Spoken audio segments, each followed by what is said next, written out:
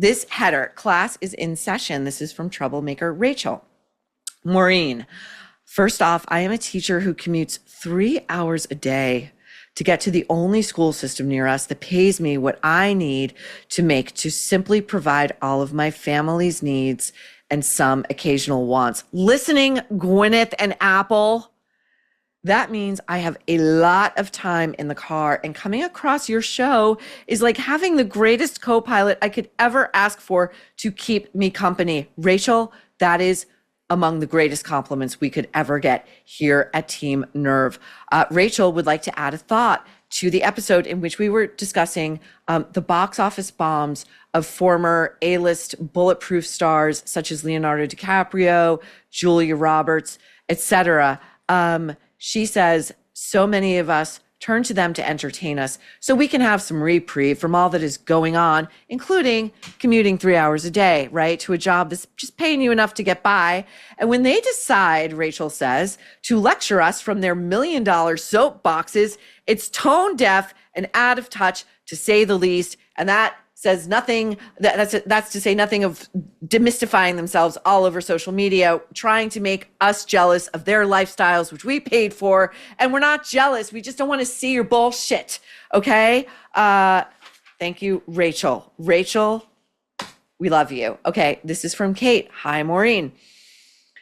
Fan of the show. Wanted to pass along this t-shirt, which we're showing you full screen. It seems like it was custom made for the Nerve, and yet it was a pre-existing artifact in the wild, I think before the Nerve was ever born. And in case you are listening and not watching, this website, which is called Effin' Birds, and I will be a paying customer, trust me, is showing a t-shirt of a huge duck or some kind of bird, and underneath it says, "Eat wood chips, fuck stick." Hi, Maureen. Did you hear about the upcoming series on Netflix about the Kennedys? I did. It's starring Michael Fassbender as Patriarch Joseph. I believe I know the origins of this because Ask Not, it's been optioned and then it's fallen through and optioned and fallen through. And one of the things that our team was constantly hearing was that George Clooney's production company was working up a Kennedy fiction, like a scripted series that would be like America's version of The Crown. And all I can say is, oh my God, guys, read the fucking room. No one's going to buy that shit. Okay. Ask not, let the horse out of the barn. Like, everybody knows what's up with the Kennedys.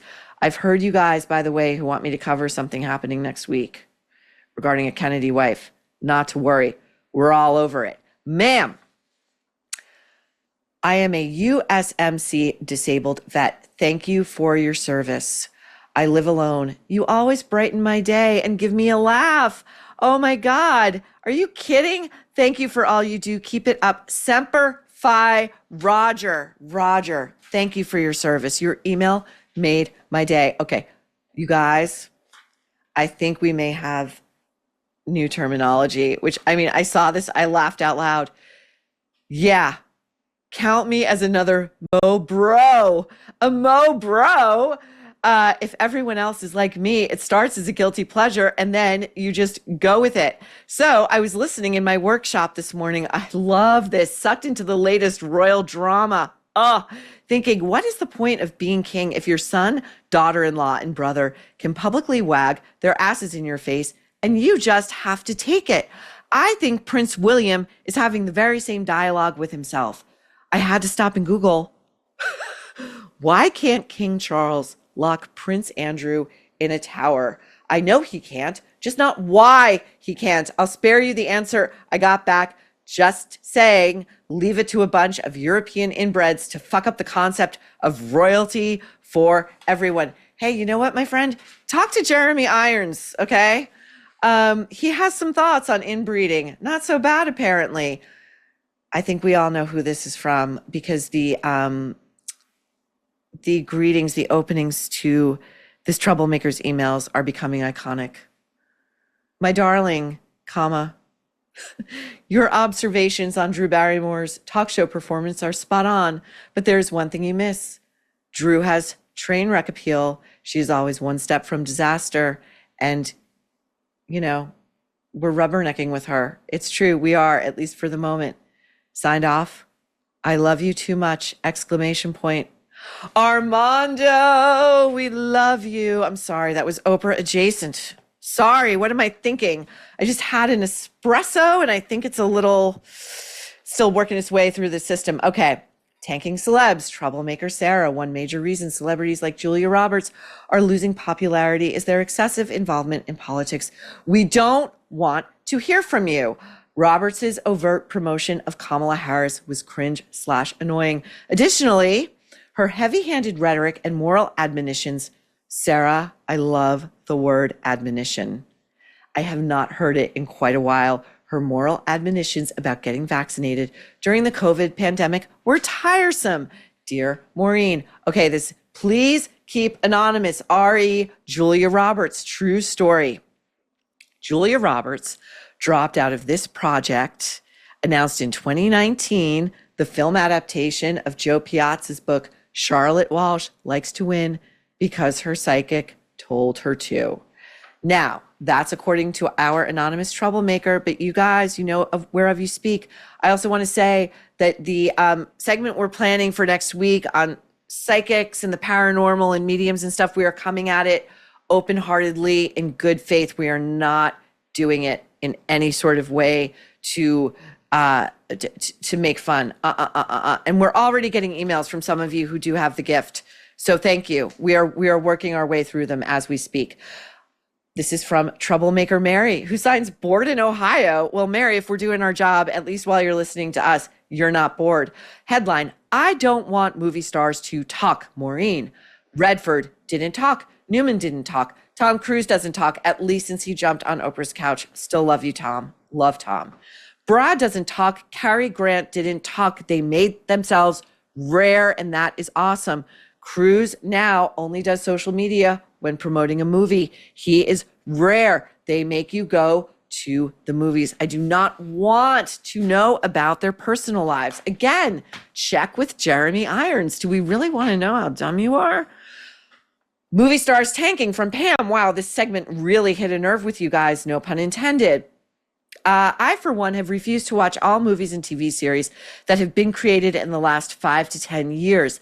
The fact, we're going to really get to this with the morning show this week. You guys, you're going to die. The fact that mainstream media has been shoving their agendas down our throats, LGBTQ+, climate activism, politics, my absolute pet peeve. This is a great one. The kick-ass, I don't need a man, female lead who can mysteriously beat up 10 guys singing my song, Pam, has turned me off of movies entirely. I am fed up with similar issues with my light read books too. I just want a storyline. I don't want to be preached to.